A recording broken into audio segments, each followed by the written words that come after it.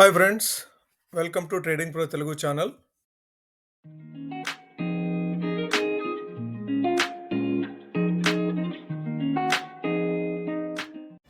Good evening friends. మార్కెట్లో tug of war నడుస్తున్నట్టుగా కనిపిస్తుంది. బుల్స్కి బేర్స్కి మధ్యలో ఈరోజు కంప్లీట్గా టగ్ ఆఫ్ వారే నడిచింది. నిన్నైతే బేర్స్ విన్ అయ్యారు. ఈరోజు బేర్స్ డామినేట్ చేయడానికి ట్రై చేసినప్పటికీ కూడాను బుల్స్ గ్రిప్ వదిలినట్టుగా కనిపించట్లేదు. మార్కెట్లో అంత అగ్రెసివ్ సెల్లింగ్ అయితే కనిపించలేదు. ఈరోజు హెచ్డిబి ఫైనాన్షియల్స్ లిస్ట్ అయింది. అది ఏ విధంగా లిస్ట్ అయింది, ఏ విధమైన గెయిన్స్ వచ్చినాయి, ఎక్కడ క్లోజ్ అయిందని చెప్పి మాట్లాడుకుంటూ రేపటికి మార్కెట్కి సంబంధించి నిఫ్టీ, బ్యాంక్ నిఫ్టీ లెవెల్స్ ఏ విధంగా అబ్జర్వ్ చేయాలో మాట్లాడుతూ ఒక్క స్టాక్ గురించి కంప్లీట్ డీటెయిల్స్, దాని లెవెల్స్ ఎక్కడ ఉన్నాయి, ఏ లెవెల్స్ దగ్గర మనం ఎంట్రీ తీసుకోవచ్చు, ఏ లెవెల్స్ వరకు మనం వెయిట్ చేయొచ్చు, దాని పొటెన్షియల్ ఎంత అనే దాని గురించి మాట్లాడుకుంటూ దాని స్టాప్ లాస్ వివరాలు కూడాను మాట్లాడుకుందాం ఈరోజు.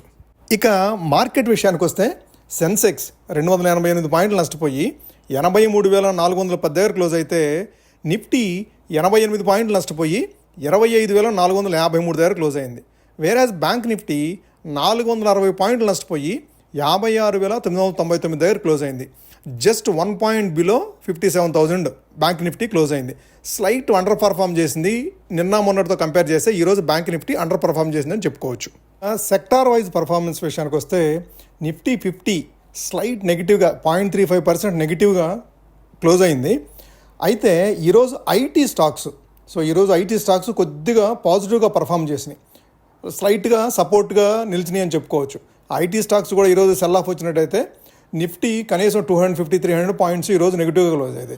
అయితే ఈరోజు ఫైనాన్షియల్స్లో మాత్రము చాలా సెల్ ఆఫ్ వచ్చేసింది. బ్యాంక్ నిఫ్టీ చూస్తే బ్యాంక్ నిఫ్టీ మీకు 0.8%, సో నిఫ్టీ ఏమో 0.38% నెగిటివ్గా మూవ్ అయితే నిఫ్టీ బ్యాంక్ మాత్రము 0.8% నెగిటివ్గా క్లోజ్ అయింది. నిఫ్టీ ఆటో కూడాను ఈరోజు పాజిటివ్గా ఉంది. సో నిఫ్టీ ఆటో విషయానికి వస్తే 0.32% పాజిటివ్గా క్లోజ్ అయింది నిఫ్టీ ఆటో. అదే mid cap, small cap, so మన పోర్ట్ఫోలియోస్ ఎక్కువ మిడ్ క్యాప్ అండ్ స్మాల్ క్యాప్స్లో పొజిషన్ అయి ఉంటాయి కదా. మిడ్ క్యాప్ 100 ఈరోజు స్లైట్ నెగిటివ్గా 0.14% నెగిటివ్గా క్లోజ్ అయితే, స్మాల్ క్యాప్ విషయానికి వస్తే 0.41%, స్మాల్ క్యాప్ 100 వచ్చేసేసి జస్ట్ 0.41%. అయితే మన పోర్ట్ఫోలియోస్ ఈరోజు నెగిటివ్గా మూవ్ అయ్యి ఉండే అవకాశం ఉంది. సో మీరు ఇక్కడ ఒక విషయం గుర్తుపెట్టుకోవాలి. జూలై 9th అనేది మనకి రాబోయే రోజుల్లో ఒక కట్ ఆఫ్ డేట్ కింద, ఏది మనకి ట్రేడ్ టారిఫ్కి సంబంధించిన ఒక కట్ ఆఫ్ డేట్ అనేది జూలై 9th ఉంది. దానికి మార్కెట్ ప్రిపేర్ అవుతూ ఉంది.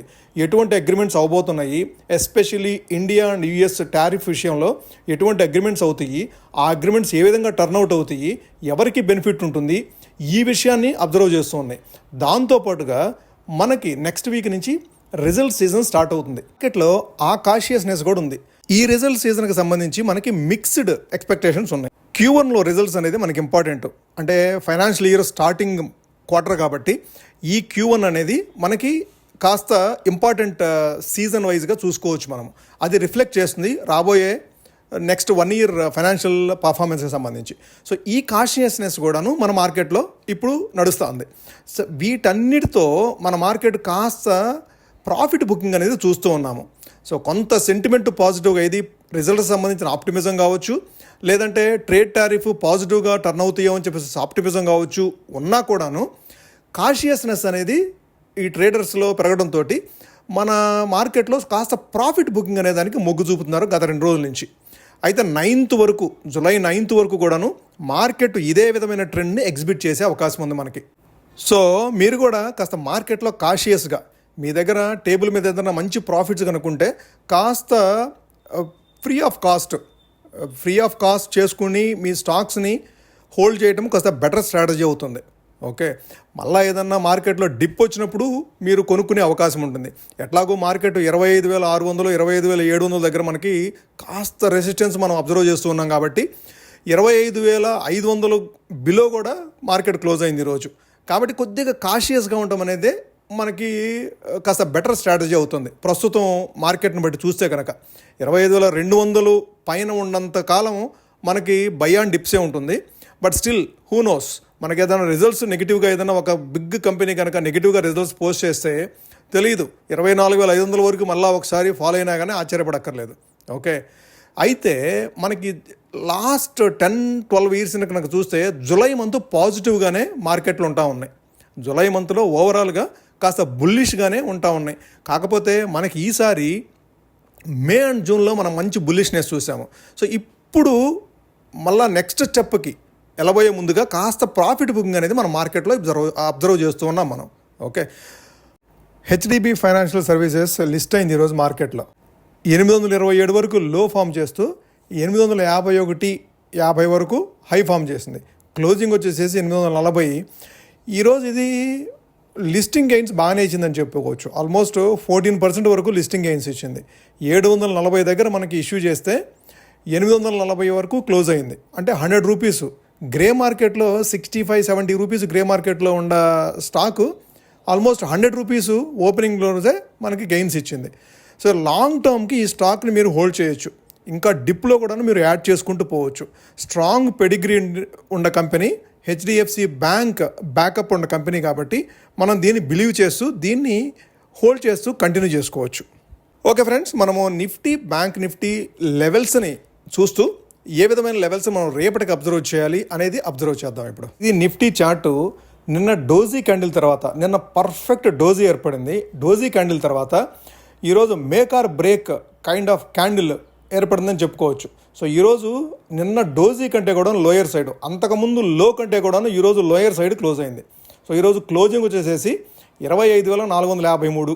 అంటే మనం ఏదైతే ఒక లెవెల్ 25,500 అనేది సైకలాజికల్గా కాస్త మంచి నెంబర్ అనుకుంటున్నామో దానికంటే బిలో ఒక 50 పాయింట్స్ బిలో క్లోజ్ అయింది. ఓకే, ఈరోజు లో వచ్చేసేసి 25,378, హై 25,608. సో ఓవరాల్గా ఈరోజు మార్కెట్ సెకండ్ హాఫ్లో కాస్త నెగిటివ్గా మూవ్ అవడానికి ట్రై చేసింది. బట్ స్టిల్ మార్కెట్ కాస్త 378 నుంచి ఒక 70-75 పాయింట్లు అప్ సైడ్లో క్లోజ్ అయింది.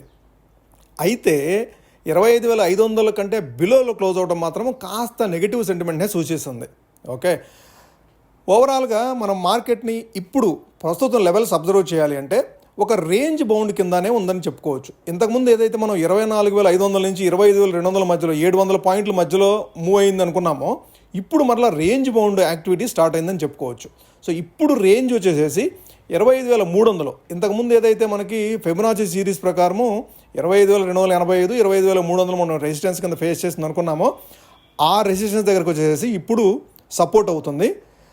అయితే రీసెంట్గా హై ఫామ్ చేసింది కదా 25,670, ఆ లెవెల్ అనేది మనకి ఇమీడియట్ రెసిస్టెన్స్ అవుతుంది. అది క్రాస్ చేసి అప్ సైడ్ మూవ్ అయితేనే మరలా ఒకసారి 25,800 కానీ 26,200 ఆ లెవెల్స్ ఓపెన్ అవుతాయి మరలా.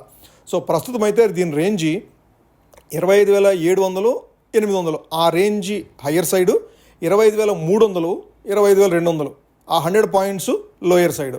ఇది మనం అబ్జర్వ్ చేయాల్సింది ప్రస్తుతానికైతే. అయితే రేపటికి మనం చూడాల్సింది 25,670 higher side, 25,300 lower side. So ఇది రేపటికి support and resistance. 25,300 lower side, 25,670 higher side resistance కింద ఫేస్ చేస్తుంది. ఓకే, అట్లానే bank Nifty support and resistance observe చేసే ప్రయత్నం చేద్దాం. బ్యాంక్ నిఫ్టీ విషయానికి వస్తే నిఫ్టీ కంటే కొద్దిగా బిగ్గర్ రెడ్ క్యాండిల్. సో అంతకుముందు ఎంగల్ఫింగ్ మనం అనుకున్నాం కదా, ఏది మన 30th జూను మనం నిఫ్టీ ఏమో ఎంగల్ఫింగ్ క్యాండిల్ ఫామ్ చేసింది, బ్యాంక్ నిఫ్టీ ఏమో ఎంగల్ఫింగ్ క్యాండిల్ ఫామ్ చేయలేదు. నిన్న నిఫ్టీ డోజీ క్యాండిల్ వస్తే ఇక్కడేమో హ్యాంగింగ్ మ్యాన్ క్యాండిల్ వచ్చింది. డిఫరెంట్ క్యాండిల్స్ ఫామ్ అయినాయి నిఫ్టీ కానీ బ్యాంక్ నిఫ్టీ. కాకపోతే ఈరోజు మాత్రము స్ట్రాంగ్ బేరిష్ క్యాండిల్ ఏర్పడింది బ్యాంక్ నిఫ్టీలో. ఓకే, అయితే 4 డేస్కి 3 డేస్ని కవర్ చేసింది. Almost last 3 days 27th June, 30th June, 1st జూలైని 3 డేస్ క్యాండిల్స్ని కవర్ చేస్తూ లోయర్ సైడ్ క్లోజ్ అయింది ఈరోజు. ఇప్పుడు మనం బ్యాంక్ నిఫ్టీకి చూడాలంటే ఈ మధ్యకాలంలో రెసిస్టెన్స్ ఫేస్ చేస్తున్న 57,500 అనేది మనకి ఫస్ట్ రెసిస్టెన్స్ అవుతుంది. సో ఈరోజు క్లోజింగ్ వచ్చేసేసి 57,000 దగ్గర క్లోజ్ అయింది. 56,999 ఎగ్జాక్ట్గా 57,000 దగ్గర క్లోజ్ అయింది. సో మనం నెక్స్ట్ సపోర్ట్ చూడాలి అంటే మనం ఇంతకుముందు ఏదైతే లోయర్ సైడ్ నుంచి 56,700 నుంచి షిఫ్ట్ చేసుకున్నాం, 57,000 వరకు రెసిస్టెన్స్ చూడొచ్చు అని సపోర్ట్ చూడొచ్చు అని చెప్పేసి. కాకపోతే మరలా మనకు లోయర్ సైడ్ షిఫ్ట్ అవ్వాలి. ఇప్పుడు 56,700కి మరలా సపోర్ట్కి షిఫ్ట్ అవ్వాలి. Okay, so lower side 56,700, higher side 57,500. ఇది బ్యాంక్ నిఫ్టీకి సంబంధించి. ఈరోజు మనం డిస్కస్ చేసుకోబోయే stock NMDC. NMDC fundamentally strong stock. So మనం దాని ఫండమెంటల్స్ చూడాలంటే 59,811 కోట్లు మార్కెట్ క్యాపిటలైజేషను, దీని స్టాక్ పిఈ 9.2, ఆర్ఓసిఈ చూడండి 29.6 ఉంది, ఆర్ఓఈ కూడాను 23.6 ఉంది.